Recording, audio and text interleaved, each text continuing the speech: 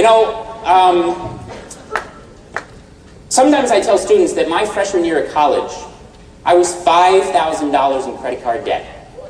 And when I tell students that, they ask me, how did you get out? And the way that I got out was I just did everything that we talked about in this showcase. I got my credit score up. I got my interest rates on my credit cards down.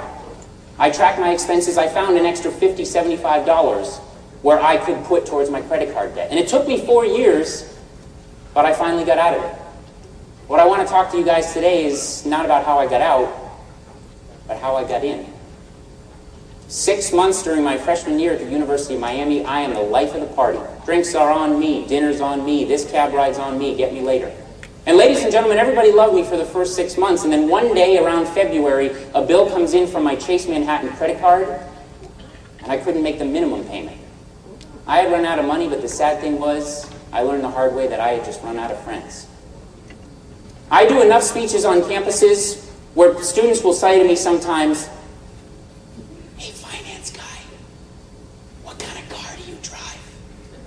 Well, let's clear that up right now. I drive a 1999 Mercury Sable with 140,000 miles on it. And I drive that car because one day I made a list of everything in my life that is important and everything that is not. And on that list of what's not important, a car actually showed up on it. It's never really been in something I'm interested in. And right now, ladies and gentlemen, I can afford to buy a much nicer car. There is only one problem. If I bought that car, I would not be buying it for me. I would be buying it so you would see me in it. And ladies and gentlemen, I am through buying stuff to impress other people because I have found it to be two things. I have found it to be two things: expensive and lonely. By the way, if you ever see that car, you will see it parked in the driveway of a house with an ocean view.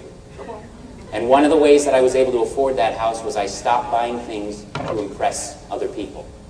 You know, all of us, we get bombarded with so many images. And all those images are different, but really they all say the same thing. And that thing is this: you will not be happy until you have this, or this, or this. And you and I both know that as soon as we buy that, there's 200,000 more images right behind it that are just going to tell you, you know what, here's another reason to be unhappy. But occasionally, we get hit with some images that melt our hearts, that sear into our soul and make us proud to be members of the human race. Those are images like this, like this, like this, or most recently for me, like this. That is my niece.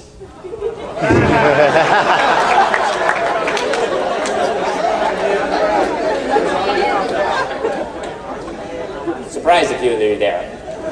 That is my niece to be born into this world on May 19th.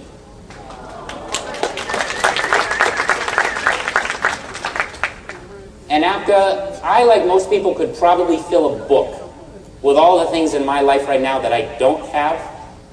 Things that I really want and I know that would make me happy. The problem is I just can't afford them.